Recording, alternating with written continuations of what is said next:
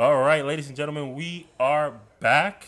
Tube Talk, the podcast. We're on episode what? I've already lost track. Is this 4? Episode 4? 4. Season 2, episode 4. Yes, sir. So if you haven't already, make sure you subscribe and share with all your friends and family, man. We got a lot going on. We got a large community building piece by piece every day. And if you want to be a part of it, man, hit that subscribe button. Share with all your friends and family. Let's get on with it, man. We got some NBA basketball to talk about. We got some local basketball to talk about. We got some women's basketball to talk about. We got a lot of basketball to talk about.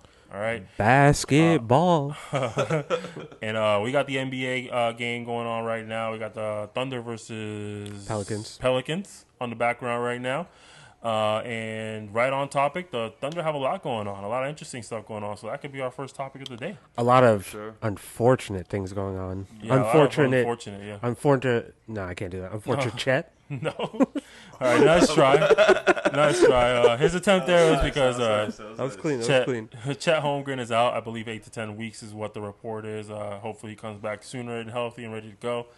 He had a phenomenal start to the season, but the Thunder are officially out of centers. Their starter, bench, and reserve center are all injured. Jalen Williams is starting. What do you guys think of that? I have a wild take on this. Oh, God. Already throughout the season, they played multiple lineups where they did not have a center on the court, or like multiple times. Throughout the 8 games that I watched, they had times where 10 minutes throughout the game, they didn't have a center. Their zone defense with Cason Wallace, with Lou Dort, with Jalen Williams, J-Dub specifically, I don't think that they necessarily need a center to make their team work. I think they benefit more from having Chet. Of course, I think it's crazy to say that, they don't need him. But I don't think I think the team still works without a center right now for a short period of time. So I have something to tag on to that crazy take. With that in mind, and the recent woes going on over there in Milwaukee, are you more prone to saying, I'm willing to give you some first-round picks and Chet if you give us Giannis in return? No, I don't think there's any trade OKC does where they trade away Chet. But I'm saying by your logic, let's say you put yourself in their shoes. By your logic, do you believe that Chet is a necessary piece to move to get somebody of Giannis's caliber? Yeah, I think if you were the owner, do you believe that's a move that you could be interested in pursuing? I would. There's very few people that I would consider making a trade for. That includes Chet, and he is not one of them. Giannis. Even if you think you don't need him, your words. So I think they need him to go far for a championship. I don't think that they need him playing every game. I think that they do without him at times. I can understand that. Yeah. I misunderstood. You would be sick to trade Chet, I think. I also agree. I don't think the timetables for Giannis and these specific young players match up well. But, if I'm looking at it as like this is the opportunity this year to win and this team has a lot to win, and of course you make that trade. But for right now, I don't think that makes sense all the way. Maybe if they go trade for like Al-Star and Yoon or something like that, that would be the only time it would make sense to me. Who? The Thunder? OKC, if they were trying to get like a Al Shangoon or someone who kind of fits their system a little bit, like Chet does. That's really interesting. I don't dislike that. I don't dislike that at all. It would have to be a major move like that. I just wouldn't trade Chet though. No, I assume you mean for like first round picks. Yeah, Chet and some first round picks for Al Shangoon. No. Chet and first round picks? Yeah. For Şengün? Yeah, Şengün does a lot. Golly. Şengün is an amazing center. Chet and I just think Chet has the ability to be an alien. I mean, you could tear them up. You can team them up together. I don't think that's what I originally thought you were saying. Yeah, but you at the end of the day, like, whatever, happens, I think that does sound really nice, though. Like, that would be dope. But at the end of the day with this team, the timetables are very important with this team. Timetable, like how young they are, when they're ready to start winning, when winning's supposed to be happening. I think we're at a point now when they have to start winning some type of playoff matchup this year. They don't have to win the whole thing, but they have to win a playoff matchup. So knowing that they have to win a playoff matchup, going back to what we talked about, would you trade for Giannis, knowing that they need to win? I would trade for Giannis if it depends. Shay's 25, 26. J-Dub is not young. J-Dub is 24, I believe. He was drafted as a 22-year-old rookie. Do you think Giannis fits that timeline? Man, I think Giannis is about 2 years past the window of them. if that makes sense. That's fair. That's Giannis, fair. what, like 33 now? 30. 30? He's just 30? Yeah. Then I might have to reconsider. Yeah, I might have to reconsider that because if he's 30 years old, you've got two players going into their prime. You got one player in his prime.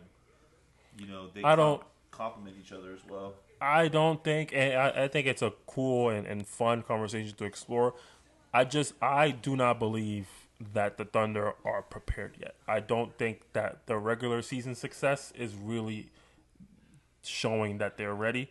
I still think they can be relatively easily beat in the playoffs. Ready for what, though? To win a championship. I don't think they're ready now, and I think going for Giannis means we're ready now. And I don't think their players are ready yet.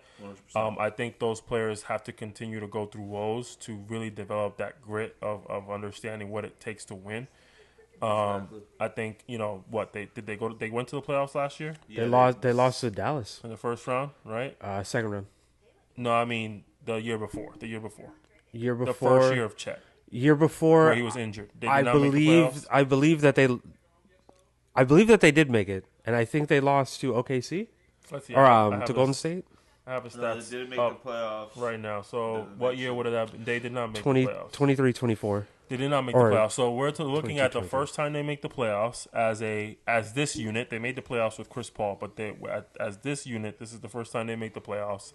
They make it to the second round. I don't believe a young group is prepared to pursue a championship just yet. I think they're in the same general stage as Luka was when he went to the conference finals the first time, or as Trae Young when he went to the conference finals the first time. Like they're in that stage of we get it, but we're not there yet. It doesn't click in our head like it clicks for the Celtics, like it clicks for the Bucks. You Yeah, know, it took a while. this current Bucks not unfortunately not so much, but you know what I mean. Right? 2021. Like it clicks for the Nuggets, like it clicks for these other teams. I don't think it clicks in their head yet.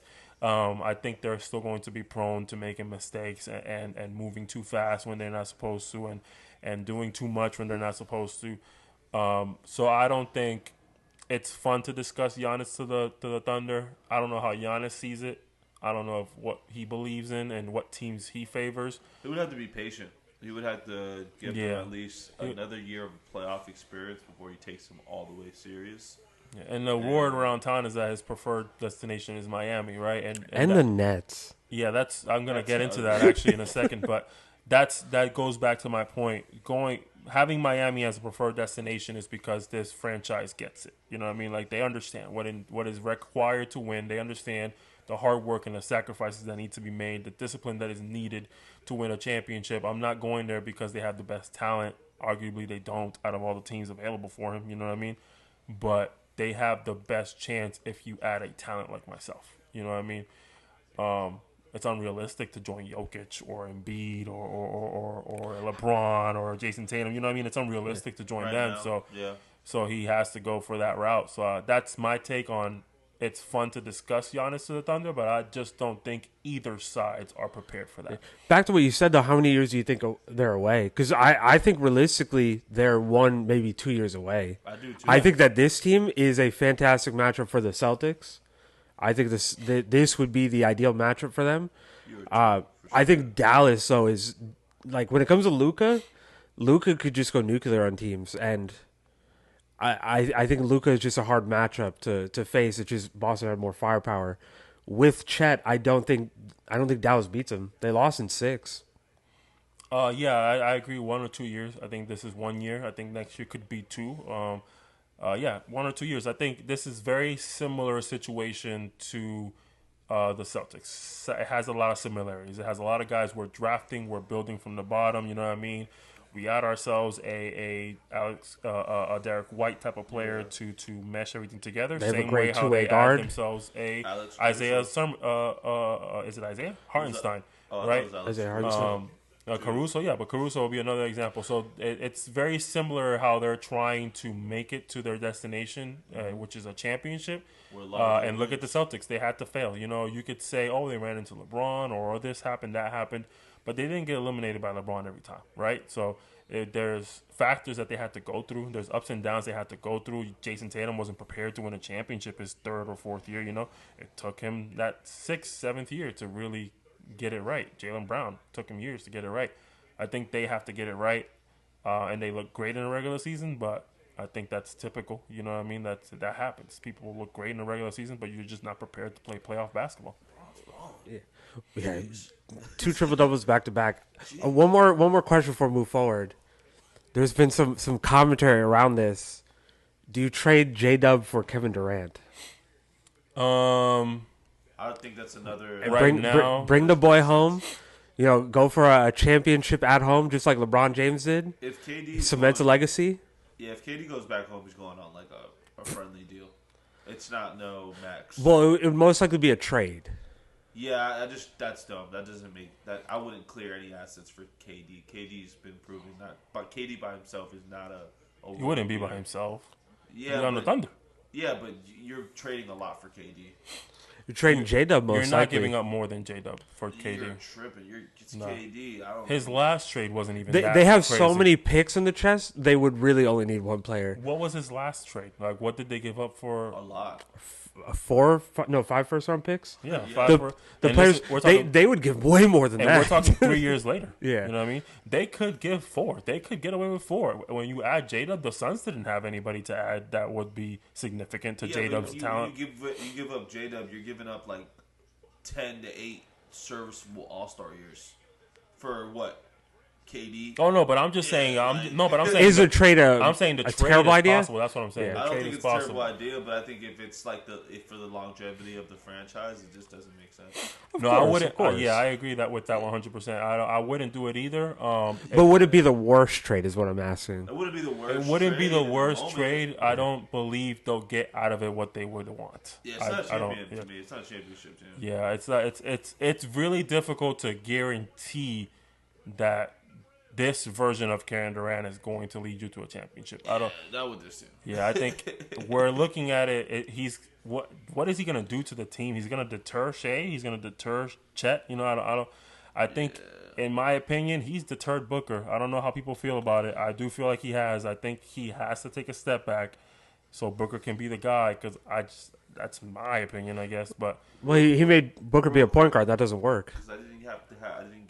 Well, he didn't. The front office true. made a lot of bad decisions to force Booker into the point guard position. But go ahead, keep going. My bad. I was gonna say, just to comment on that, Thunder, they are exactly like the Celtics. They're a lot better sooner than what they thought they would be. So now you're in a mode where do I add or do I subtract or do we go get a superstar? And that's a very scary realm because there's a lot of things that they could do that could not be positive for them if they don't stick with this nucleus. And I think this nucleus of J-Dub, Shea, and Chet in 2 years could be the best 3. I think the best 3 players together in the NBA. Yeah, because bro, surrounding them, they all do different things. People don't talk about it much, but Case and Wallace might be one of the best guard defenders in the league right now. Might be one of the best shooters in the league too. You also got a couple players as well, like their backup reserved center.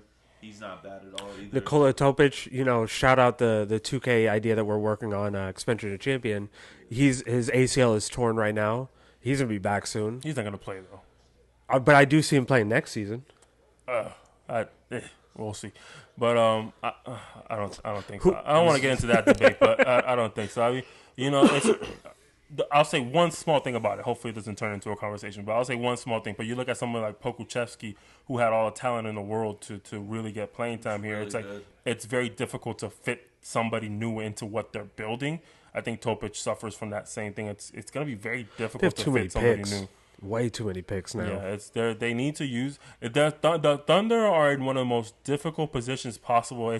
To me, it's fascinating how well they did in orchestrating all these assets, but how difficult of a situation it's going to be to manipulate those assets into something because the right ones. Yeah. Because what are you going to do now? Like the players we keep drafting continue to be great for us. So what are we supposed to do now?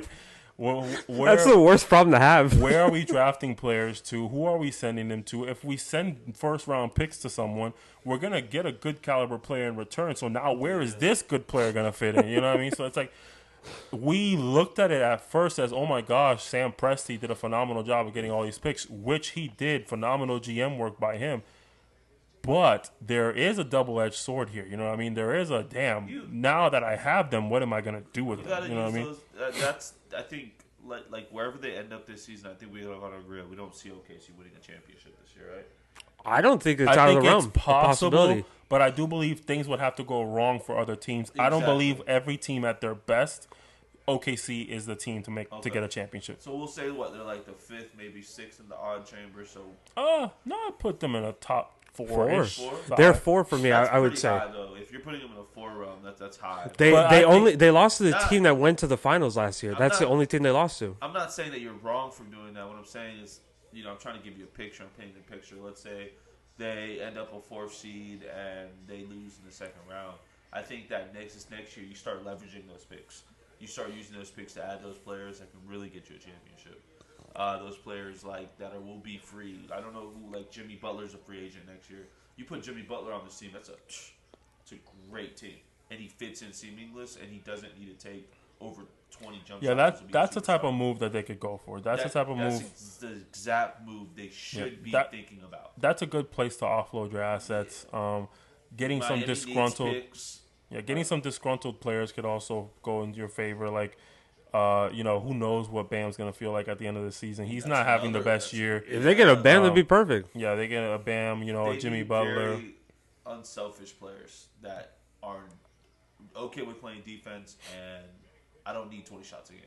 Yeah. Because Shea's going to take his 20. That's going to happen. You mess that system up if you take Shea's 20 away. I think that system's not the same. And Chet's on his way too. Yeah, exactly. Maybe not for 20 shots a game, but I think realistically, I think they have a good setup. They have to figure out what to do with those picks. They can do a Defensively, though, this team is ridiculous. lot. You got a Jimmy Butler Like, to that, bro. imagine on this team. Imagine you have someone like Dyson Daniels playing defense, like how he's been playing lately. yeah. They Speaking can of really Dyson Daniels, go get whatever shout player they want. out to him. I had it listed on my notes because I wanted to just mention the fact that man.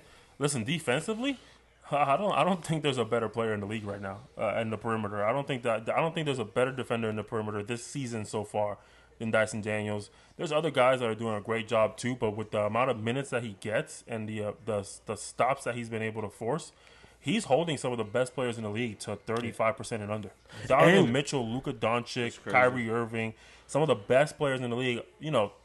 10 to 12 game sample size, of course, doesn't mean much, but that means his top tier matchups, they can't score on him. You know what I mean? Yeah, bro. He's doing great. He kind of proved us wrong too. Not exactly, but you know how we always say that getting steals doesn't prove that you're a good defender. Bro, the last 3 games, 6 steals, 7. That's But his ridiculous. steals are different. His are on ball. His steals are different. He's picking your pocket. Yeah, if you are one of these, listen, kids, if you're trying to get a lot of steals, you need to study people like Dyson Daniels, Drew Holiday, Matisse Thybulle, Kawhi Leonard. Those players are doing too. They're studying their matchup. Yeah, exactly. Yeah. Like getting steals Tendencies. has to be a science. It can't just be I'm going to go out there and play every passing lane. You know what I mean? Because you're going to leave your teammates high and dry very often, and those guys understand. They understand the sequence of what's going to happen. They understand player tendencies. They understand what this player is looking for.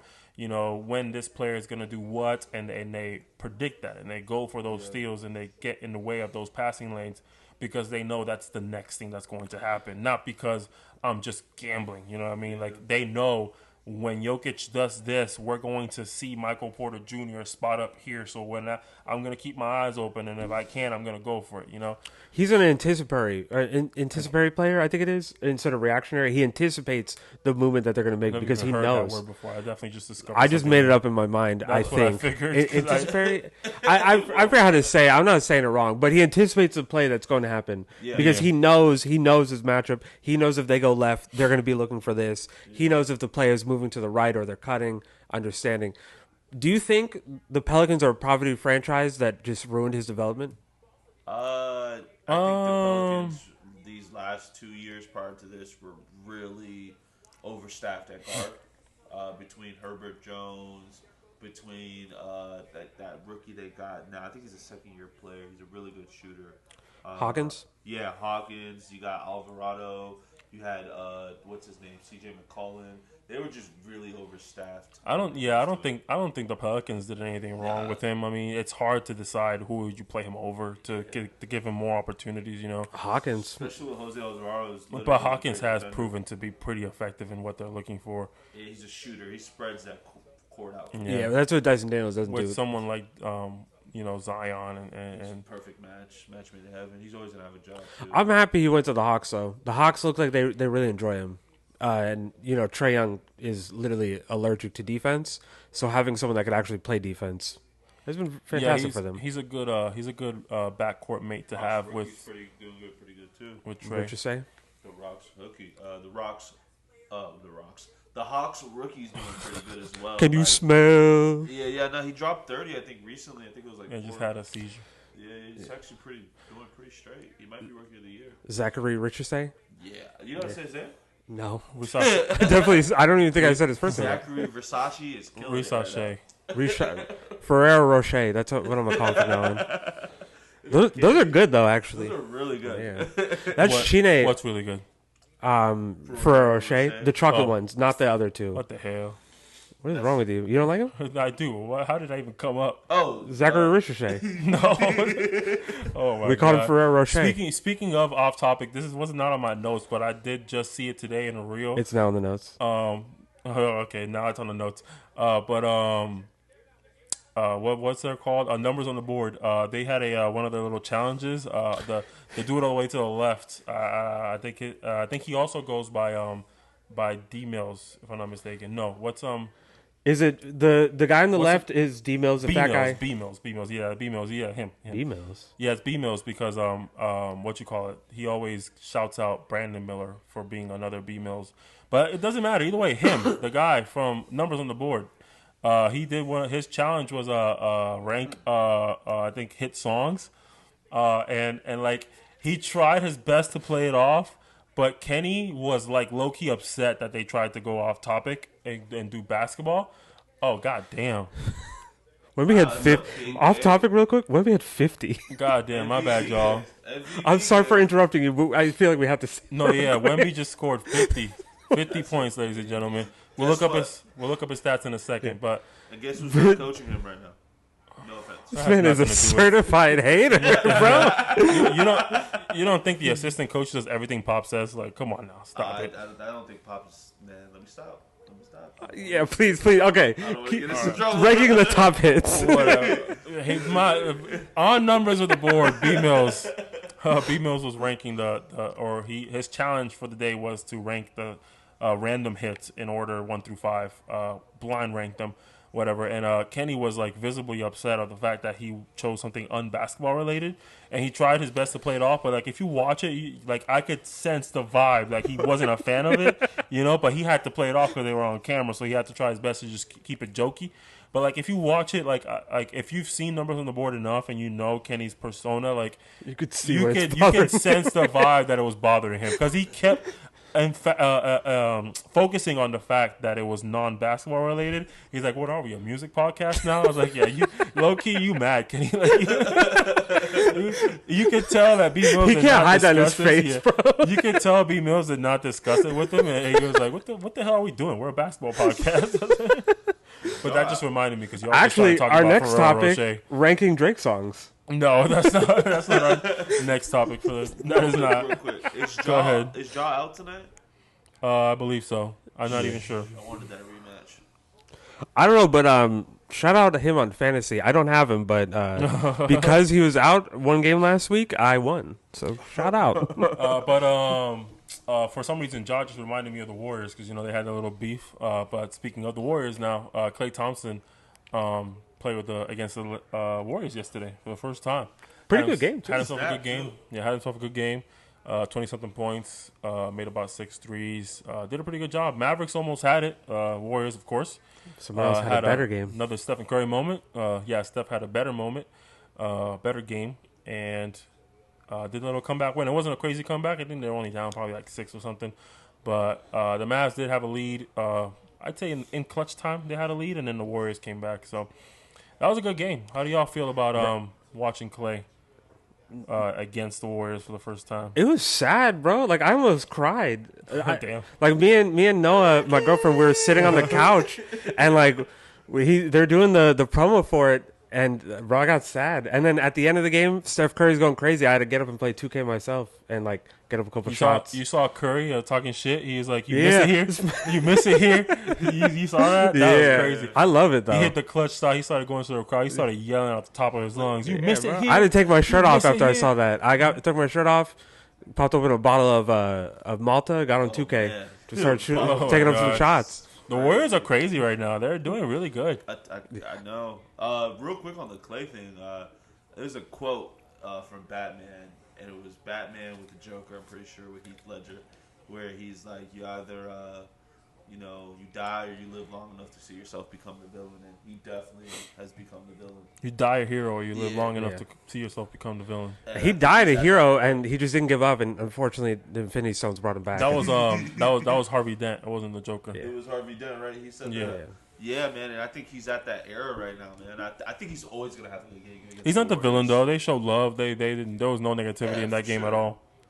Clay, I think Clay's trying really hard to be the villain. Yeah, he is. I don't think he ever will be. You think so? I don't think so. I think Draymond's trying to be the villain in this whole situation. I don't think. Well, Draymond's a villain just naturally. Yeah, that man kicked in one playoff run. He kicked 3 people in the nuts and lost that year. I remember that year he lost. Clay doesn't give me the vibe that he's trying to be a villain though. Clay always does. Likes them as much as we think that he does. I think Clay loves drama. I think Clay loves drama. You think Clay's messy? Yes. Oh yeah, for sure. Yeah, he absolutely is. He likes to start shit for sure. He's the reason why. I also love drama too. I love drama so much. Call LeBron a bitch. LeBron said, "I'm not a bitch." Listen, I'm a LeBron stan, but they only won that because of Draymond kicking people in the nuts. Nah, they won that. If Draymond did not kick people in the nuts 3 times. Nah, I'm telling you, Clay called him a bitch, and he's just like, you know what? I'm showing you a bitch. Started dropping 40 every night after that. That's good. That's good. Draymond was there to guard him. Draymond's the GOAT. You saw Draymond had 40% truth in that Draymond's series. the funniest NBA player I know. Yeah. Like, speaking of Draymond, actually, I'll let you finish your thought, but that just reminded me of something. I was just thinking about that Jordan Poole thing still. Oh God! Ooh. Did you watch that game actually recently? The Wizards versus the that's Warriors. what I was talking about. Yeah. Oh, that's what you're talking about. I thought you were still talking about the punch. Okay, never mind. Oh no! Yeah. Wait, what? What punch? What punch? Did I miss something? Yes, Jordan you Poole and did. Draymond? Draymond punched him in practice? Oh no, I know that. Oh. I'm about to say you must be. I thought he you punched living him. under That was like a a rock. major event that happened. Oh, I thought he punched him again. I was like, damn. Draymond. He tried to kick no. him in the nuts. That's crazy. No, No, but sir. speaking of Draymond, I actually promised one of my friends, he was watching the podcast, and it sparked a conversation in our group chat about star players. And we had a very long-winded debate about just in general. I guess he thinks my perception of a star in the league is a little bit too much. By my standards, there would be a lot of stars, but I disagree. So I wanna get y'all opinion on I'm going to ask y'all 2 things, but the first question for each of you is, how do you define a star? Not a superstar, right? Not a franchise player, not a generational talent, just a star in this league, a celebrity in this league, if that makes sense. You know what I mean? Like, how do you define that? What do you need to do to be a star? Can I give you examples, and then we go from there? You can't, but that's the next question I have. Here, before you give examples, you want me to answer then? And then you give examples? Yeah, go ahead. I think a star is a player on a notable player on a team that has popularity, and usually has good performance. But they mainly have the popularity. They're talked about a lot. I think that makes a star. Do you think a star needs accolades to back it up, or can you be a star I think with an no all-star accomplishments? an all-star needs accolades. A star doesn't. Like Zach LaVine on the Bulls is a star. Yeah, I don't think so. I think a star is more like a player who, to me, a star is LaMelo Ball, a John Morant. Players that are good, but they're not like world beaters, but they're almost there. I think another player like Jalen Brunson. I think of another player like Tyrese, Maxey. Those players that are like budding superstars, but still good enough to like, because a star can't win by itself. Obviously, no, I don't think any player can anymore. But yeah, those are the kind of players I think star. I think stars sell jerseys. I think star. When I think of star, I think of anywhere he goes, anybody's gonna want to go. Stars make you cry. Apparently, you're tearing up. Yeah. But no. In general, I think stars. I think stars in general are like just people are just naturally attracted to them. Like Jimmy Butler had that for a little bit, where people were just naturally attracted to him. They want. You don't think he's a star anymore? I don't. That's a different debate. So wait, do you for you wouldn't consider people all-stars? It's either star or superstar? No. I mean that there are all-stars, but yeah, I think there is just a superstar and star. Okay. I don't think there is nothing fine line between that. I can't think of a middle player or a middle ground player in between that. In my world of defining players, I don't necessarily have a category named for that Jalen Brunson, Tyrese Maxey level player. I've never really thought about it that way. I don't consider them superstars, but I consider them, close to it. They with the potential of it. I would put in my eyes the star name that I'm giving is below that. So stars to me is similar to what Tyler said. It's notable players. It's players who can put up production to be one of the best players on a team. Whether that team is good or not, whether this guy is leading this team far, it doesn't really matter. You're just a notable name. You can be a notable player in this league. Paolo a star to you? Paolo's definitely a star. Yeah. Paolo's an all-star to me. I'm gonna keep going. John Morant. Yeah, all-star. Sure. John Morant. So my category of star is below that. So John Morant is a category above that. Okay. Yeah, and then superstars would be your Jason Tatum's, Giannis, Jokic, Embiid, your generational talents, your franchise players. Players you can't be nothing. Yeah, players who are damn near untouchable for sure. Like no guarantee they're not getting traded. There's like 5 players like that in the league, right? Yeah, I give a little bit more than 5, but we don't have to debate that today. Yeah. But that's superstar to me. The John Morants and the Tyrese Maxeys and the Jalen Brunsons, I don't have a name for it off the top of my head. I don't think All-Star doesn't sound sufficient enough for me. So I would give it something different if it was me. I would have to think about it. But that's not really my point. My point is a tier below that. So players who they're notable names. They deserved recognition, but they're not the best player on the team. If they are, it's really just circumstantial, a.k.a. Zach LaVine. It's really just coincidence. LaMelo Ball is transcending from that to the next step, I think. So tier 1, 2, and 3, I think for the most part of his career, he's been tier 3 for me. He's tier 2. And he's transcending to tier 2. Yeah, I think he's transitioning. That's the word I'm looking for. Yeah. Transitioning to tier 2, I believe. How many tiers do you have? Because for me, it's like LeBron, superstars, all-stars, stars, role players, bums.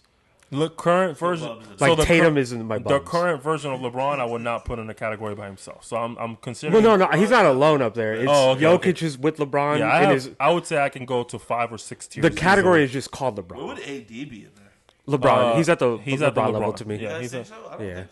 The current version of LeBron, yes. Prime LeBron, no. What do you Prime LeBron deserves his own category once you make it. But currently he's tier 1. I think Anthony Davis is tier 1. So tier 3 is essentially the tier that I'm kind of debating here. That's essentially what the debate was. Like star, all-star. That's how I visualize. Now I don't know if my friend also looked at it that way as the stars that we're discussing here are tier 3 players. Now I'll give you examples. This is where the debate really got lengthy, and we really started going back and forth about it.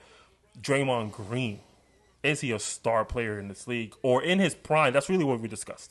Right now we understand he's not having the same years that he used to have, but in his prime, that 5 or 6 year period where he was, one of the pinnacle players in the league, technically speaking, would you have considered him a star, or do you think Draymond was a role player? Do you guys think I think he's an all-star. I think he's a step above a star for me back then. So he would be a tier 2 player? Well, for me, it's tier 3. For you, I think it's like somewhere between 2 and 3. I think Draymond's tier 2. Like prime Draymond is tier 2. He was making his jump shots. He was one of the best defenders in the league. Arguably could win Defensive Player of the Year. So he is a star. He's a star. To me, or was prime, potentially still is, but I guess that's debatable. I don't think it is debatable now. Yeah, it is debatable now. But he was the best on-ball defender. He was guarding the best players. On top of that, he was also having a really good assist night.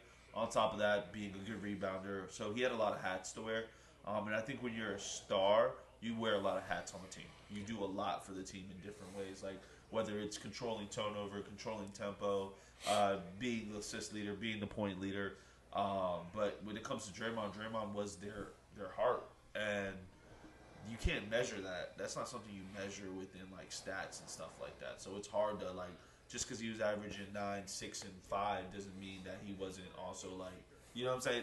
He wasn't getting steals. He wasn't getting blocks. He was just locking people down. So it's just it just all depends. It's how you view it. Yeah, I mean, if you think about it, you're looking at the years that I was trying to debate with my friend was really I was giving him about like 2014 to 2020. I would even go 2015 up. So I was giving him about 2014, 2015, which was the first year they won a championship. I'd probably give him all the way down. He started digressing statistically in 2018, 2019. So I'll give him that 5-year span right there. When you look at that 5-year span right there, we're talking about a guy who he wasn't even the best defender on his team the first year they won the championship. Like his growth happened that second year. Wait, what? I don't think that Andre Iguodala was their best. Yeah, defender. I can agree with that. He won first year, 2015, yeah. But I don't think Andre won it because he was the best defender. I think he won it because he was the defensive assignment on LeBron. But I don't think there was ever a time on that team where Draymond wasn't the best defender. I'm sorry. I think that first year they won a championship, Draymond was still making a name for himself as a top tier defender. That's when we started looking at him. Oh, damn, this kid plays a good ass defense. Yeah, because we realized that year he was the best defender. Yeah, but I do agree Iguodala was the best defender on the team overall. And then the year after, boom, the collapse he takes over. Because then everybody started to notice how important he was. When he wasn't exactly. There. So the collapse year when they lost the comeback from Cleveland, that's when we noticed. Oh damn, Draymond's actually really pivotal to this team, and he was the reason they won with KD being there too. He was a big reason why. People don't understand. He was their facilitator. Like he always has been. Yeah, he never was not. It's never been Steph. Yeah, never. Steph's a good passer, but he's not a facilitator. I think those are two different things. That's a different thing. Yeah. I think it's difficult to sit here and say that Draymond Green is not a star in the league when during this time frame. We're talking about a 4-time All-Star, led the league in steals. He's a 4-time NBA champion, or at this point, not 4-time, but regardless, let's ignore that. 2-time All-NBA, which already by that holds a lot of weight. All-NBA is not a defensive award. Yeah. You know what I mean? So he's not averaging 15. That means a lot. He's an 8-time All-Defensive player, then of course Defensive Player of the Year. I think it's actually crazy not to think Draymond is a star, and that's really why I brought it up, because I think a lot of players get lost in translation because of the fact that they're not doing the entertaining stuff. Exactly. And people believe that if you're not this, unstoppable force, that you're not really a star or elite in this league. But you can be elite at other things. You know what I mean? Like Ben Wallace was an elite player. There's no debating that. Dennis Rodman was an elite player. John Stockton. John Stockton was an elite player. Yeah. When we talk about that box of niche players, he's arguably a top 5 niche player. When it comes to championship teams and being a glue, he's arguably one of the best glue players. Yeah, if we're looking at it that way, I'd sit here and debate. He might be the best. I'd sit here and debate Draymond is the best. That niche player, kind of how you describe it. I would debate that. When it comes to versatility, I think he's one of the best defensive players we've ever seen. I think when it comes to defending both the perimeter and the paint, he's in the top 10, I would say, all time. And that matters. That matters a lot. And most people are not willing to accept it because of who Stephen Curry is, because of who Kevin Durant is, because of who Klay Thompson is. People aren't willing to accept it. But I would be willing to bet money that the Warriors don't win that many championships without Draymond. I don't even know if they win the first one without Draymond. I don't know what it looks like. I don't know if they get to a point where Kevin Durant wants to go there without Draymond. You know what I mean? The team looks the way it looks because of Draymond, whether they want to admit it or not. Not just because of him. That's not what I'm saying. But he's the glue. It is a well-oiled machine that required Draymond's contribution, and people don't realize that. And that led to a lot of awards, and those awards make him a star. I think it's hard. Arguably, people might not want to say it, but he's still talked about enough. I think he's still somewhat a star. I do think so too, but I can understand that. Anybody who could get on a podcast after they get their ass whooped off game is a star. I could be a star. No, this one's a lot harder though. My last example, and this is where I stopped because I know people are just not going to agree. Yeah. But nice pass.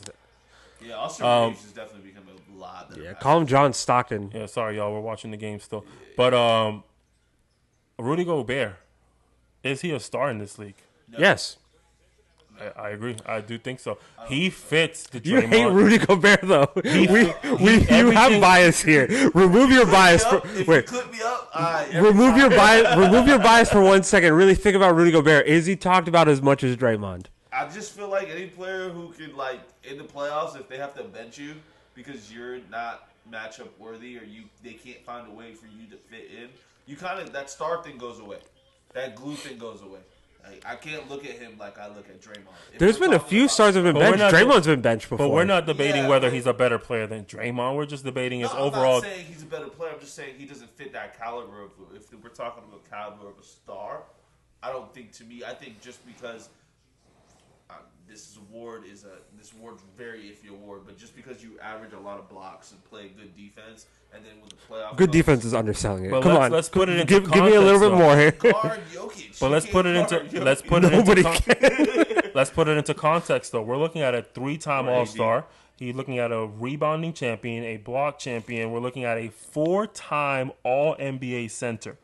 And a 7-time All-Defense. Who just got traded for 4 first-round picks. There's a reason he got traded for that many. The difference for me is that, and I hate to say this, these championships, when I look at that, the overall hardware, what shows me your greatness, what shows me your worth, and when you're a glue guy, when you're a guy that we need, like you're that guy to put me in, I look at you as like, okay, what do you But where did that come from? When do we say Gobert is that guy? We're just saying, is he a star in the league or not? I don't think he's a star. I think a star can help you win. I don't think Rudy helps you. He has helped every Joel team win. Embiid has never won a championship, and would you consider him a star? Yeah, but that's different. But why, totally though? Different. Joel Embiid's totally different from Rudy Gobert. But he has the accolades to where I would consider him a star. You put Joel Embiid on that Minnesota team, that's an instant championship team. You put Rudy Gobert on that Philly team, that is not a championship. I think they go just as far, second round. I agree. I think so. Really? Yes. You got I think the issue isn't Joel Embiid I or don't know about second round. or- Philly. Yeah, I was thinking about Minnesota. That's what I was No, thinking of. Minnesota might be a Western I still don't think that Conference I don't think they win with Embiid either. No, I agree. I mean, they were a I don't Western think they win with Conference Finals Embiid either. team. I don't think that's the They do a lot better than they But do. I'm using what you said, Joel though. doesn't have to be benched. Because you're talking that Rudy Gobert is not there because of championships. There's so many other stars that don't have championships that have less accolades than him. I mean, Jimmy Butler a star? I think yeah, Jimmy Butler's a you're superstar. succumbing to the same thing we're talking about because what he does doesn't look entertaining, or because he's not doing the way that we like it. We don't consider him as good as all these other players who are contributing the same to their team. I just don't even think he's like in his position. He's even a top 5 player. Like even if Draymond's we a just said top Zach 5 LaVine is. Zach LaVine's not a top There's 5 never player. been a time where Draymond Green was a top 5 power forward. You're tripping. Yeah, When? I think that's an argument. When? That year they won with KD, I think he played a great year. That year that they won with just Steph in them, I think there's a year or two where you can debate it. I don't know that's exactly fair. which year, But I think there's times where you could debate that Gobert yeah, was. but yeah, there was times where Gobert was a top 5 center for sure, without a shadow of a I doubt. don't ever think there was a time. I think Yeah, he's a there top 5 defender. Like at There his definitely was. position. When the guards started taking over, there were very little good centers in the NBA. The- Very little. the best Jokic center and for a little Embiid while? were pretty AD much was it. a center. He wasn't, AD though. was not a center. He was When a the forward. guards were starting to take over, AD was still playing the 4. The best He's center at now the time was transitioning to Hassan center. Whiteside. Right? Nah.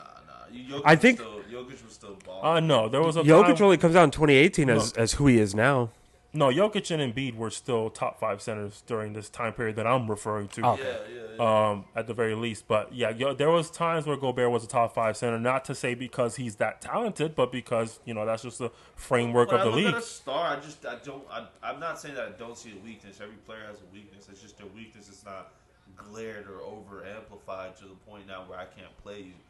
And I think playoff makes stars. Could we agree on that? Playoff makes superstars. I think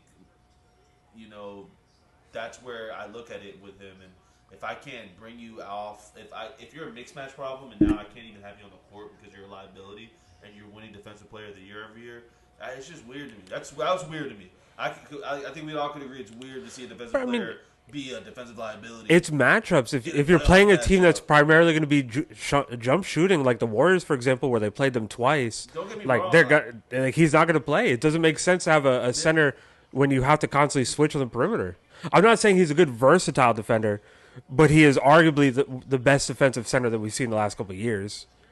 Austin's having a great game right now. He is balling. Yeah, I see in Austin Reeves now. By the way, Nas. Man, I've been trying to tell you. But yeah, I dropped my phone. I needed it. But I don't know. I don't know if he's a star. No, I do think he's FBA All-Star. I'll give you that. wait, I what? don't know if he's a star. So wait, Wait, what? I don't know if he's a star. So I genuinely believe, and I encourage you to really dig deep and really think to yourself: is this a biased opinion or is this a real general basketball opinion? Because I really do believe people's opinion on Gobert is biased. That do what he do, maybe not to his level, but do what he do. So you just said it. You see what I mean? You You see what I mean? That's what I'm saying. Just think about it from an open-minded perspective. You're trying to convince yourself, but you just said it. Players that can do what he does, but not at his level. You just said it. You know what I mean? he's not a superstar. He's not the GOAT. We're not but saying he's a star. franchise player, but he's a star in this league. Yeah, but I'm just saying, is he like really like? He's the second best player on the Timberwolves, without a doubt. I could get Jared Allen, and that. Oh, well, that's I wouldn't say that. I would say so. Julius Randle's playing pretty damn good this year. I can go get a lot of players. Jared Allen's not better than him. But we're not talking about those caliber Jared players. Allen's right there in that realm. But we're not talking about those caliber players. We're talking about players. We're just simply acknowledging the fact that you have accomplished what needs to be accomplished to be a star in this league, to be a recognizable name. You have got the accolades. You have got the success. You have led your team to success. He has been a big reason teams are good. The Jazz would not be that good without him. The Wolves would not be this good without him. He plays a role in making teams this good. Do they have to do adjustments because of liabilities? That's fine. That happens. But D'Angelo Russell was a star in this league once upon a time, and you have to adjust to take him out of the game. He absolutely was. He was an all-star. He was the best player on the Brooklyn Nets. If you're an all-star, you're automatically a star. And you've reached the point where you have to be taken out of the game because you can't play defense. Klay Thompson was a star. Klay Thompson was a star in this league and got benched. Got benched last season because he was not producing. So, yes, players can become liabilities. Players can be a problem occasionally or maybe repeatedly. That's fine. But what you bring to the table still needs to be acknowledged. That's my only point. We're not saying that Rudy Gobert is a top 5 center or that he should be playing over this guy or that I would rather have this guy or that guy. It's just a matter of, has Rudy Gobert done enough to recognize himself as a star? He has. I really do believe he has. If we're going to give it to other guys, like if we're going to sit here and say Zach LaVine is a star, we cannot say Rudy Gobert is not. Zach LaVine's done shit in his life. He's been here just taking shots for no reason. I don't think Zach LaVine. Jimmy Butler's never. Tyler mentioned it. Yeah. Jimmy Butler's never won anything. He doesn't really have any accolades. He's a star. Exactly. Yeah, but Jimmy Butler's different, I think, than JaVale McGee. I think they bring different. JaVale McGee. My bad. Oh. That's how I view him.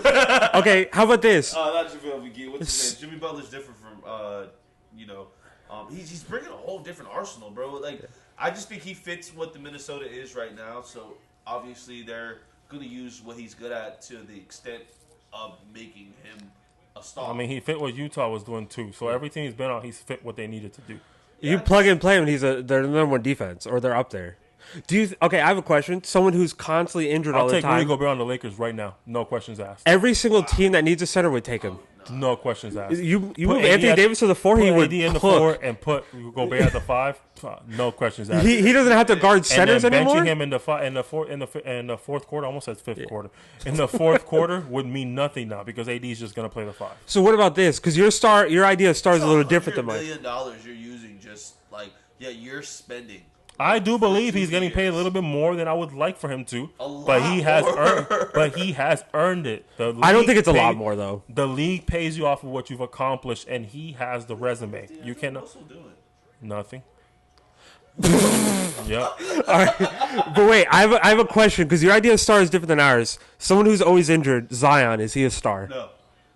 All right. Oh man. All right. Well, at this point, I think we can move on to the next. Let's talk about it though. Zion has been injured a ton. I think that Zion still could be up there for a star. Yeah, of course. Even this year, of course, Zion is a star. Even this year, Zion is dealing with injuries again. He's constantly dealing with injuries, and I think he's eligible. What do you guys think about his injuries this year, though? Boy, big. I don't even know what was his injury this year. What happened? Hamstring, and I'm pretty sure it's the same hamstring. I'm gonna be honest. I don't have much to say about Zion's injuries. Like at this point, like what are we really? Are we surprised? Like, I'm mainly bringing this up But is he because a star, our though? our co-star had put him at the top 4 power forwards. So we Oh no, I think from a talent perspective, when I did mine, I think I put him at 5 if I'm not mistaken. But when I do mine type of rankings and stuff, I'm just looking at players. If they were healthy, like they could have a healthy year, they could not. Like if you would have hit me with a ranking for Anthony Davis last year, maybe I would have ranked him low because he's injury prone. But next thing you know, he plays 75 games. You know what I mean? So like, I'm expecting them to play games. That's why I'm ranking them high, and I'm going to give Pluto the benefit of the doubt. Maybe that's why he also ranked them high. But what are we surprised about? Like, this is just who Zion is. You know what I mean? Him more this season. Like, he gave me a picture of him being skinny. I know that's kind of funny to say, but yeah. Doesn't he do that every year, though? He's like Ben Simmons shooting compilations. He looked in shape, though. He looked good. Like, Listen, as I recently learned, Photoshop is one hell of a thing, man. yeah, it is. It's a hell of a drug, too. We actually have a Facetune filter on right now. I don't have a beard. God damn. But what do the Pelicans do at this point now? I don't think you can do nothing. But go ahead. You can't blow it up because there's too much money involved, and you can't. I mean, you can blow it up, but it's just that franchise itself is not gonna do good under a rebuild. I don't think that franchise can stay in New Orleans under a rebuild. They already always try to get that franchise out of New Orleans every year, so I don't think they can afford to rebuild. So they're just gonna be what they always been, a mid-level team who can make the playoff and get bounced the first round. Mediocre, filled with injuries. Yeah, that's the Pelican. They've always that's been their identity since that guy who's on the ground was on their team.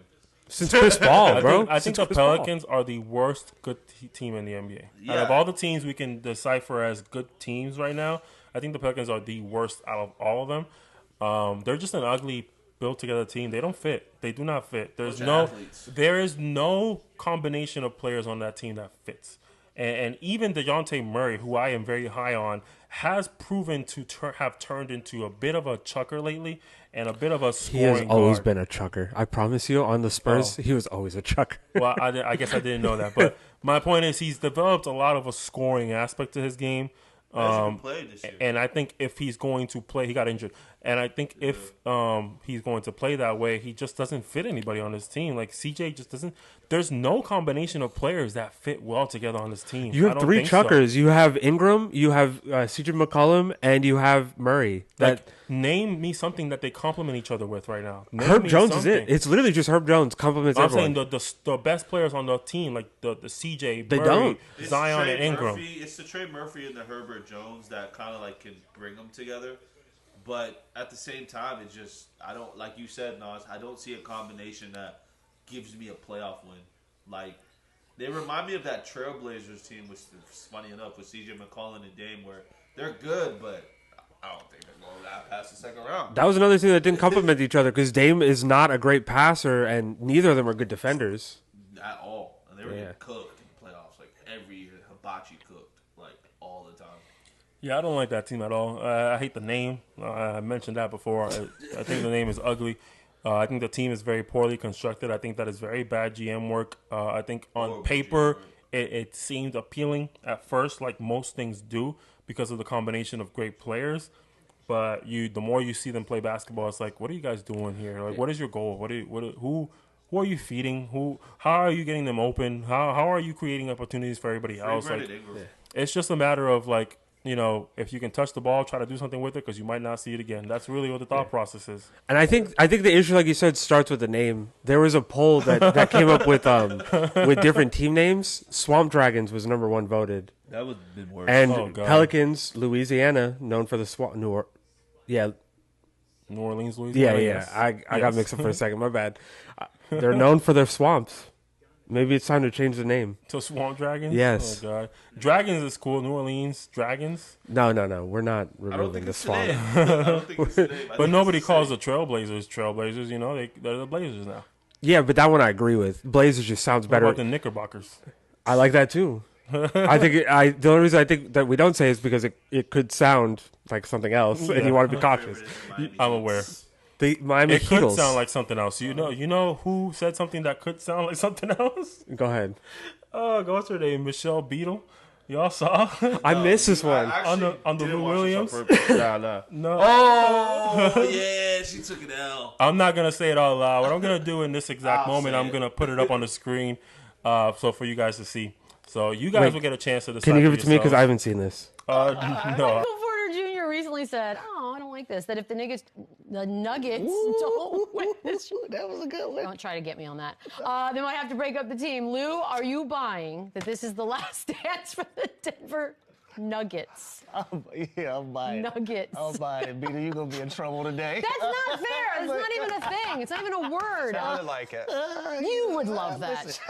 Because I haven't seen this. No, I'll send it to you after. She's a white woman. Yeah, Oh, yeah. Word and she's a white woman. Yeah, That's terrible. essentially. I was going to make a joke saying I do it all the time, but I'm not because I don't. my hardest.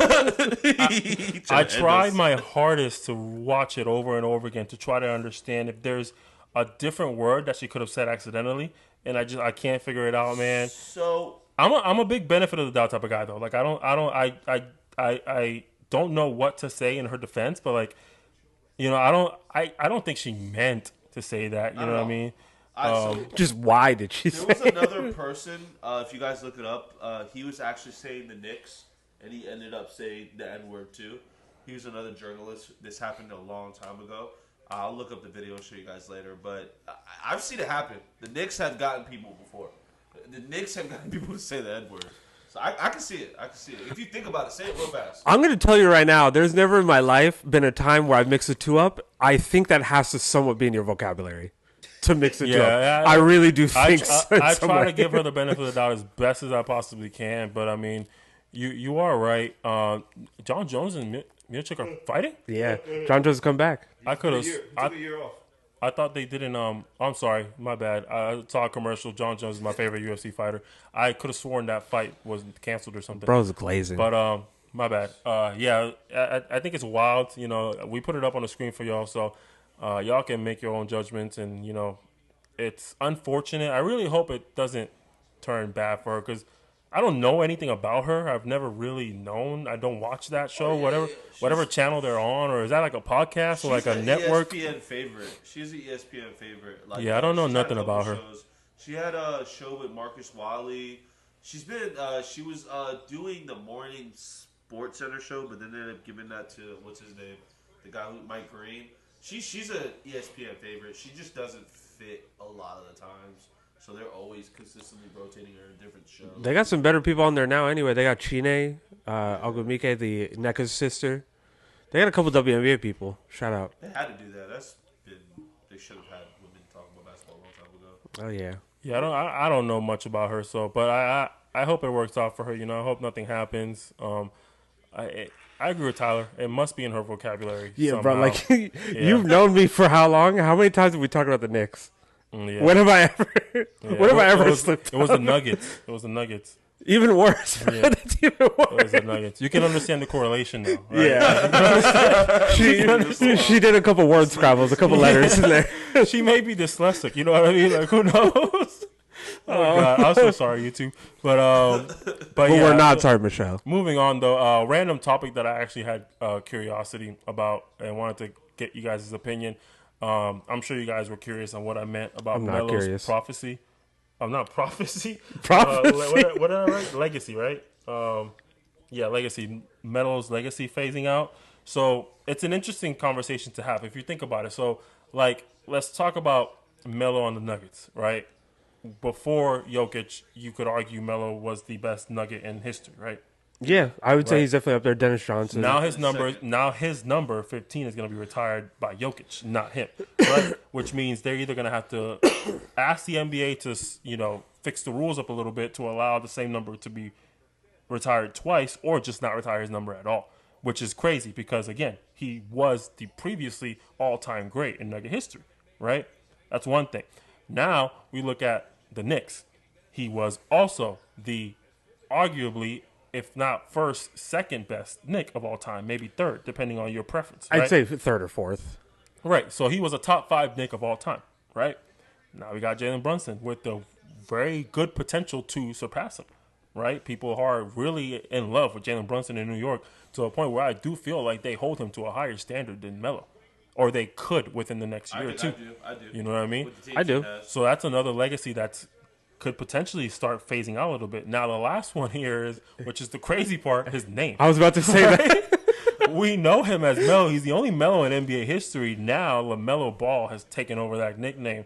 So like, do you think it is actually humanly possible for these things to cause us to lose, like, It always happens. who to Melo stars. is in the history of the NBA? Yeah, Do you it think we will lose interest in Melo because of all these things that are happening? I don't think so because he's top 10 in scoring. And I think that's what'll keep him there always. But do you think Until he's away from that. That's exactly what I was gonna say. Once So- he's out of there, yeah. so? Once he gets taken out of top 10 scoring, you believe that Melo might actually phase out to the point where he'll become like a what's a good example of somebody who phased out? Bro, I think John Stockton right now is phasing out, and he has more accolades than Melo. I think Melo will absolutely phase out. I think John Stockton just wasn't, sexy. You know what I mean? Like he wasn't media friendly. What's sexy to you in the NBA? One second.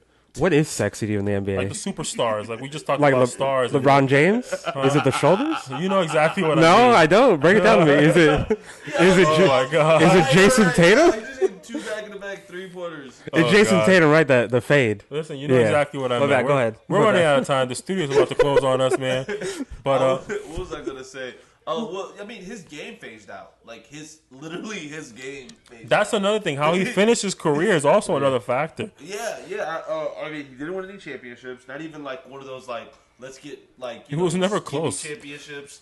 You know what they give like those old players like Juwan Howard. Those like here, James Jones. Bro, like, they tried, but the Lakers are terrorists, and they brought in Russell Westbrook. But like my thing is his literal game style was spaced out. Like there is no player who's gonna play like Melo and be efficient enough to be like him. His name is being phased out. His numbers aren't being respected. I mean, at that point, I would be pissed if I was Melo, but he'll be relevant only because of the fact that his podcast does so well. We gotta keep that in mind. Does it? Yeah, he does. I've never watched it once in my life. The guy he does it with is pretty annoing. It's That's why I hard. don't watch it. Yeah, it's hard to watch it because his laugh. He's like, exactly. But Melo's dope. Melo's a cool individual, and there's something about like scores that make him like very like, kind of like what's the word? It has an ambiance of like, I wonder why he was such a good scorer. Like who he like Kobe had that too. Like scorers when they retire, like really good scorers, they have some type of ambiance about them where a lot of people just respect them. So it just depends. It depends how people want to remember him. Better people than Melo have phased out. That's just the truth of it. Yeah, that's true. Who talks about Yeah, Clyde what Drexler championship? anymore? Who talks about George Gervin? They're gone. They're The players A that different don't phase time. out, Yeah, they win true. championships. your legacy happens by winning a championship and awards, and he No, unfortunately has winning me. championships. I think all he needs one because I don't think Dirk will ever be forgotten. Yeah, but Dirk has also got like a signature move that everybody knows. Of course, I but think right up there Melo. with I think Kobe. Melo's jab step is pretty signature. literally people practice jab stuff Yeah, because of I Melo. think Melo's jab step is something that they We consider made like there's like his thing. memes of it in like I'm not gonna lie, my whole game changed when I learned how to use a jab step, so I'm not gonna. you even change your game. Yeah, I changed my game when I learned how to use a jab step to create space. Thanks without to Melo. shooting. Yeah, literally. I'm not. Gonna I think the triple threat is that popular as it is because of Melo specifically. Because most people don't use a triple threat as it's meant to; they use it to jab step. That's crazy. It's the truth. That's crazy. I never thought of it that way. That is actually pretty crazy. Just jab step and pump fake. That's He it. creates space. Coach, I used my triple threat. You just jab step 20 times. I think arguably Melo has like right next to LeBron one of the best first steps ever in the NBA, next to Derrick Rose and LeBron, and he's not like fast. I don't even think LeBron has the best. Nah, LeBron definitely has the best first step in the NBA. Ever. Better than Derrick Rose? I think so. Better than Westbrook? Does Melo really have a great first He has step? a great first I think step. he's like he gets people off their It's that feet. second step that they catch back up to him. But then the first one went to the next. Amazing. That second step is like, okay. Well, I mean, I guess we're not here to debate that, but No. I don't know if I completely agree. But either way, I guess that's enough for NBA talk, man. Let's give some love to our favorite league in the area, man, GM5. As always, every single episode, man. Shout out to GM5 for having us out Shout out to GM5. there. Shout out to GM5, man. Shout out to GM5. Shout out for to having us GM5. out there. I think we just finished week 9, and a lot was happening. So let me pull up some of the stuff going on in the GM5 world. But Orlando was not there with us. So, Tyler, what was your favorite moments? of G5 Probably this when weekend? we called exactly what was going to happen in that game against Game Time Elite, and then it happened. When we said do everything possible to stop AJ from getting the ball. Also, shout out AJ. He came on the show. Facts. Yeah, shout out AJ. How was He the can't- players meeting? It was great. Way more fun than I ever could have imagined. Some of them can definitely stand to talk a little louder, but other than that, they haven't done this before, so I can't hate on it. But it was great for sure. I loved having the players. Dom disappeared on us. He would not come over to us, so we had to get Tommy. And Tommy was great. Tommy was fun.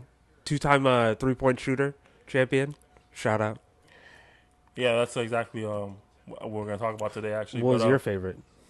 My favorite moment, good question. I'd say my favorite moment was watching City Ballers collapse yet again. You must have every weekend, man. Oh my god! But it's unfortunate, man. City Ball should definitely be better, but no. Watching that was just a joke. My favorite moment is technically what I said is half true, but my favorite moment was just watching the Enforcers win another game, battle it out. I apologize, had a seizure there for a moment. Fight it through and really come down to the wire and pull that win. Go ahead. No, I was gonna say what's crazy about the Enforcers. They don't have anybody that you're gonna be like, oh, I can't wait for them to watch. Right. But like as a unit, they're like fun to watch. Like the coaching. Everything. Yeah, they're exciting, man. Yeah. They play with a lot of energy. We're a gonna lot of talk about teamwork. them soon too.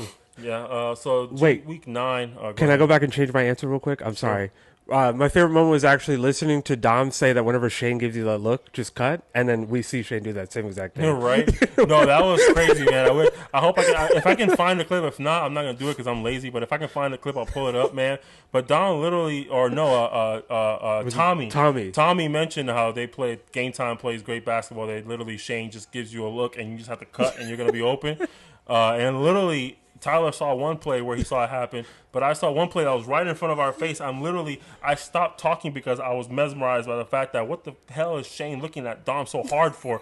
And then I see Dom kind of creep up and then boom, do a backdoor. Ended up in a turnover because, the defender got the hand in the way. But it was exactly what Tommy had just described, how just get a look and cut and you're going to be wide open. And he was open. It was just the pass. Shout out to Tommy. The pass just didn't go through, but a little bit of a week 9 recap for GM5.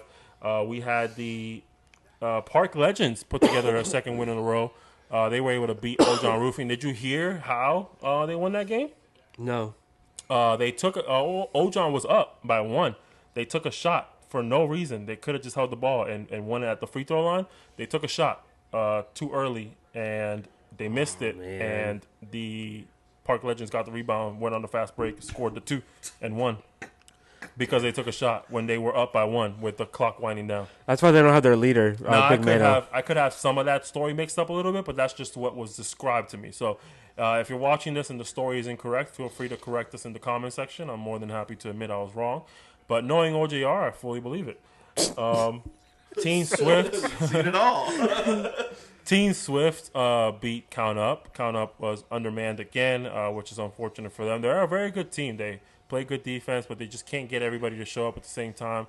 And it's difficult to put together wins like that. They fought hard in that game too, though. I don't know what the ending score was, but we saw the end of it. Yeah, well, Team Swift won by 10. But either way, it was a low-scoring game, as most count-up games are, so their defense was still existent. But Team Swift's defense was much better.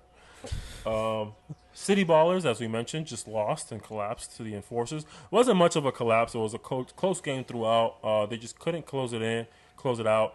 They did manage to get a lead late in the fourth quarter. I do remember that. But, of course, they blew it. Enforcers enforced the win. We have to mention that. Exactly. Yeah, Enforcers enforced the win. So shout out to Vic and shout out to Rui Hachimura for just dunking on the Grizzlies. But shout out to the Enforcers, man. They're doing a great job. I think there's 6 wins in a row right now. 7 now, I'm pretty sure. Possibly. You might be right, yeah. And then, 6 because they have 7 wins right now. Yep. And then Worldwide was able to put together the first win against Game Time, ladies and gentlemen. AJ Williams is having an MVP caliber season, and that's actually going to bring us to our player rankings. You want to bring up our player rankings now? You want to go team or player first? Well, since we're talking about AJ, let's talk about how AJ has pushed up. Let's see if I got my player rankings right here. Where did I save it? Right? This is what we're Yeah, because we did it together. Yeah. GM5 top 10, I think. This is the consensus So, GM5 top 10. We had a whole hour meeting for this, guys. Yes, sir. Ladies and gentlemen, we sat down for about An hour and 30 minutes. Yeah, we sat down for about an hour and 30 minutes to talk about GM5's top 10 players. We came to a consensus. This is not just one of our opinions. This is a vote. So if you guys have any problems with it, man, I'm sorry, but we got outvoted. You weren't in our top 10. So the Hoop Talk, the Hoop Talk GM5 top 10 list is as follows, starting from 10 going up. We got Terrell Christian from Game Time.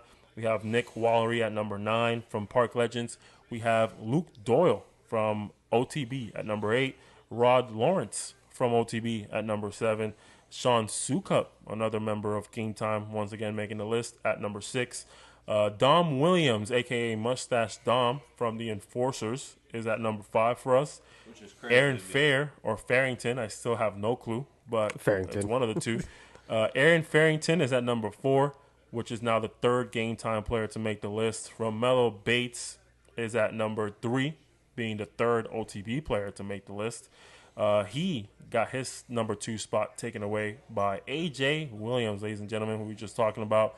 And last but not least, of course, the leading favorite for MVP, unless AJ has something to say about it, Dom Douglas is at number 1, the 4th player from Game Time to make our list.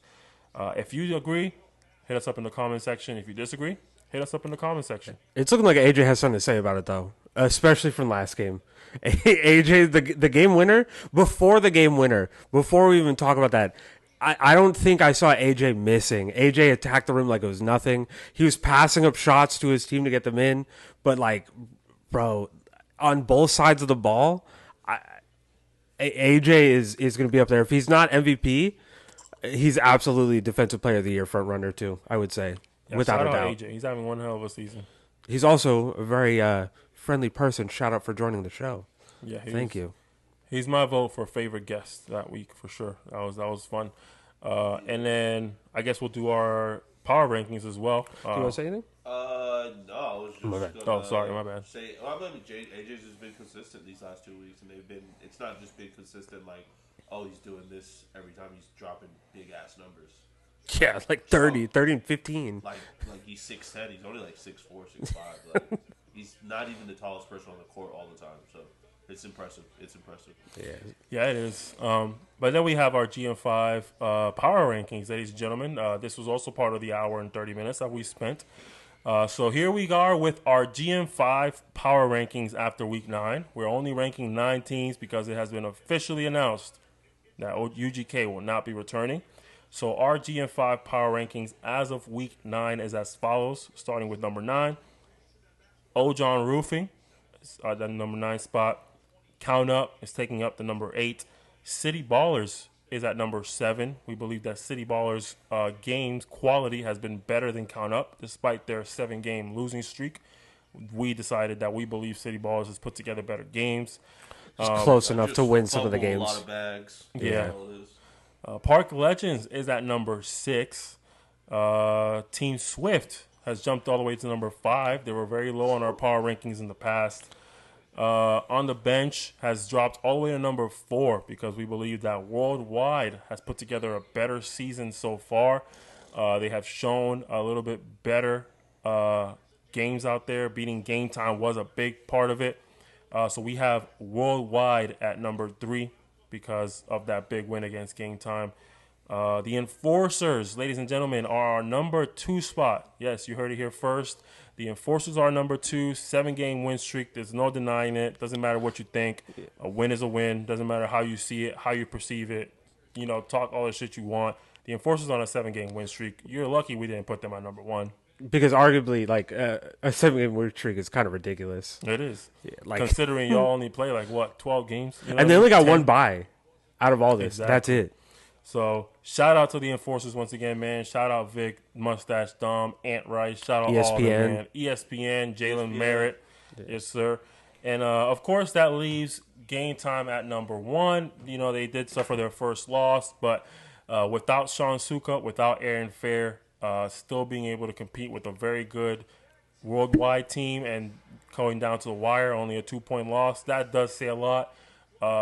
Overall, season-wise, overall performance, Game Time's just been the most dominant team in the league, even with that loss. Yeah, they only lost by 1. 2. 2? Oh, yeah, it was tied. You're right. But, I mean, they lost by 2, missing 2 of their stars, so. Exactly. Yeah, that team's not, it's not even the same game, I think, with Sean there. It Two doesn't- top 10 players Yeah. by our standards. I want to see how AJ can continue the dominance because I do think that Worldwide has a chance of shaking some things up. And in a playoff matchup, whenever that starts, things could be different. At 35 points against Game Time, so that was outrageous, man. So, Yeah. as always, shout out to GM5. Thank you for having us out there, man. We really do appreciate it. We'll be there for Game 1 this week, OTB versus Worldwide. That's going to be an exciting game. I tried to go just to go, and then I told these guys how big that game is, and now I'm working. Yeah, because, Nas has prior commitments he has to take care of, so can't watch any other game. Yeah, man. Shout out to the Royals, man. They're a great paying customer, so we gotta go out there. We gotta go out there and support their Actually, grind. shout out for them, though. Like, no joke. But last back but to not the least, FBA. we'll cap it off with some FBA talk. Ladies and gentlemen, we mentioned it before. I believe this season, or maybe at the end of last season, I don't remember now. Both. Maybe both. Who knows? But the FBA, as mentioned, is hosting their first ever All-Star event, and this will now be done annually, of course. And you're going to hear it here first, ladies and gentlemen. The FBA has actually decided to do their All-Star draft, All-Star game draft, live on Hoop Talk the podcast. So next week, we're going to have Mark King and Brandon Parham from the Winter Park Storm and the Florida Flight. They're going to be the head coaches for the All-Star game. They're going to be drafting their teams, and they're going to be drafting it here live with us. Not here. We're actually going back to Studio D3 in Orlando. But they're going to be drafting live. They're going to be answering some questions. So y'all make sure y'all tune in. If y'all got any questions for them, put them in the comment section for us. We'll make sure they get them. So that way they can interact with y'all, let you know what you think, man. But we're going to have a hella questions for them. We're going to have hella things to talk about. And we're going to see. I'm really curious to see who's going to be the number 1 pick in the draft. I tell you who I'd pick number 1, but Go ahead. Roberto Suarez, Oh. of course. The reigning FBA MVP, ladies and gentlemen. Reigning FBA MVP, Yes, sir. Roberto Berto Suarez. But Roberto Suarez is a mouthful. I wanted to Yeah. bring up, or I wanted to at least show who are the participants for the other events at the All-Star weekend. It's going to be a dunk contest and a 3-point shootout. So I figured we give a little bit of shout out to all the players participating. We're going to have Christian Sari and Nicholas McCallie from the Volusia County Serpents. We're going to have Dominic Douglas and Dante Hartnett Jr. from the Winter Park Storm. We're going to have Simeon Howard and Kyle Clark from the Claremont Crocs. And last but not least, we're going to have Tyler Rodriguez and Ronald Burr from the Florida Flight, representing their teams at the first ever Ultimate Shootout. That's what we're going to call it, the FBA's Ultimate Shootout. And then we have the dunk contest. We're going to have 4 players. We're going to have Grant Gullett from the Florida Flight representing. We're going to have Antonio Jackson from the Volusia County Serpents representing. Oh, yeah. Enrique Bush Jr. from the Claremont Crocs. And Aaron Farrington from the Winter Park Storm. That's going to be our 4 participants for the dunk contest this year. It's gonna be dope. So it's going to be, it's going to be dope for sure. Is anybody going to use you as a prop? I hope not. I really hope not. You're not going to let someone dunk over you? I am not. I'm down to throw some alleys. I've been I can dunked do it. on enough. I've had enough of it. Whoa. Yeah, I've seen him play basketball. Oh, God. Yeah. We're going to wrap up our podcast with our own personal vote. Ladies and gentlemen, the voting for the All-Star starters ends this Friday. This episode is going to come out on Thursday, so you're going to have about 24 hours to put in your votes. We're actually going to put in a vote as a group, and believe it or not, you can vote as many times as you can. So on my way home, I'm going to submit that vote as many times as I possibly can before I get home. I got about a 15-minute drive, so I'm about to put that vote Please in don't about text and drive, guys. 100 times, ladies and gentlemen. Don't worry, I'm going to do it at the red lights. Good save, Let's- good save. I'm going to do it at the red lights. Let's make this a little game. What? No FBA players. No Serpents players. No, what? No. Come, you scared? What kind of game is that? We're voting for All-Stars. Why would we eliminate players from the equation? I think that's a conflict of interest. No, I'm not. You don't gotta believe what I tell you. All right, this is the list. We can all see it on the TV down here on the screen. These are all the players that are going to be selected, or that are options to be selected for All-Star starters. We get to pick 2 backcourt players and 2 front court players.